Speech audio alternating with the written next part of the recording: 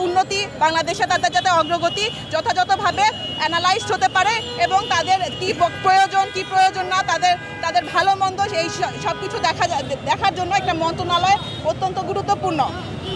এবং আমাদের যে মানুষরা আমরা যেমন দেখছি যে বৈষম্য বিরোধী আন্দোলনে অনেক ছাত্র জনতা হতাহত হয়েছে, তাদের জন্য কিন্তু প্রশাসন ব্যবস্থা করছে।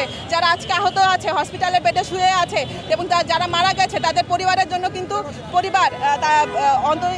ইন্টারিম গভর্নমেন্ট কিন্তু অনেক ধরনের সহযোগিতার হাত বাড়িয়েছে। কিন্তু আমরা প্রথম আলো সহ অন্যান্য অনেকগুলো পত্রিকায় দেখেছি যে আপনার 1000-এরও বেশি 1668 আমি যদি ভুল না হই যে এই সারা দেশব্যাপী ধর্মীয় উপাসনালয়, সংখ্যালঘুদের বাড়িঘর এবং ব্যবসা প্রতিষ্ঠানে হামলা হয়েছে এবং অনেক মানুষ মারা গিয়েছে এবং অনেক বন্ধুসিতা হয়েছে এবং এখনও অনেক মানুষ